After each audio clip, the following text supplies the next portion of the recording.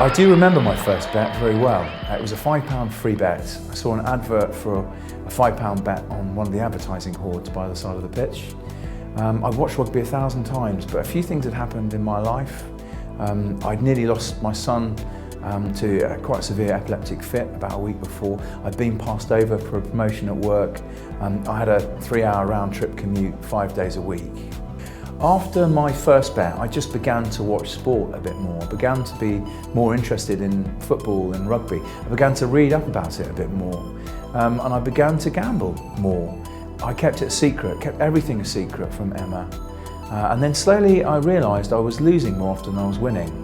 And I was cross.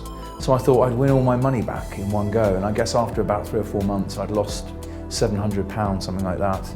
A tennis match was coming up. I needed £1,000 to win all my money back in one go if that bet was successful. And I lost that bet.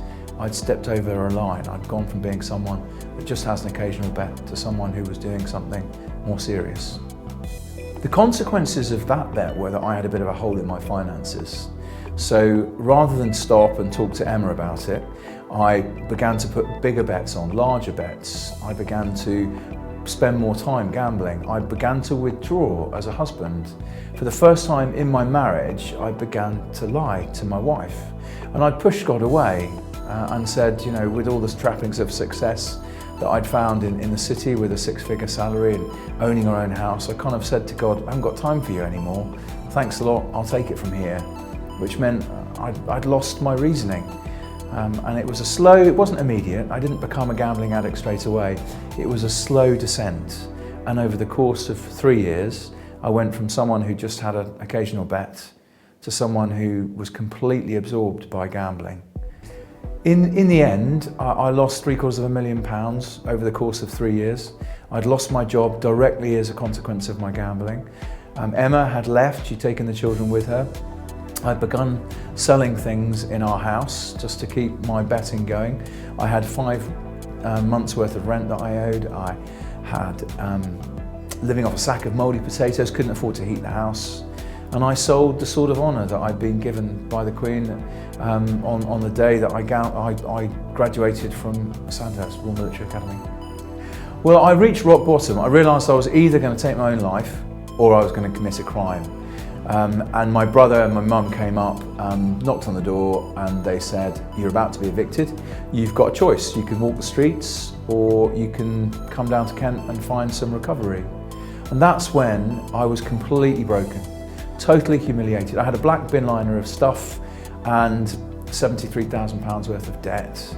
But now it was all out in the open, I could do something about it. And the first thing I did is I got down on my knees and I asked God to forgive me. And I asked him to come in and fix me. My pathway to recovery after I'd got down on my knees and got right with God was a gradual one. I put some blocks on my computer. It's a great bit of software called K9, letter K, the number 9, and it blocked all gambling content from my computer. I went along to Gamblers Anonymous and discovered I wasn't the only one out there. I began to exercise again, and that helped me with my self-esteem, which was very, very low. I was ashamed of what I'd done. And one of the biggest things is that I got some help from my debt, from a charity that worked from my mum's church and the church I became a member of. And every day that went past, it got better. My wife and I got back together again for a brief period of time. But sadly, because I hadn't told her and she'd found out about my gambling, we never got the trust back. And so sadly, we split apart. But we're good friends now. And it's time with my boys that I love the most, and I see them most weekends. And I run a recovery course at my church, which is exciting. We get 40 or 50 people each week that come along with all kinds of addictions. And giving something back is really important. I wrote my story in a book, Tales I Lose, and I do quite a bit of speaking now on the back of that. I talk to the government and ask them what they're doing about some of the laws relating to problem gambling. And it's young people that I care about the most. They're the ones that are the most adept at smartphone technology, and they're the ones that respond to the advertising. So life now is much better. I've got my priorities back. I've got my relationship back with Christ, and I do feel for any addiction that you really have to replace it with something that's more wholesome. And for me, That's my faith, my relationship with God.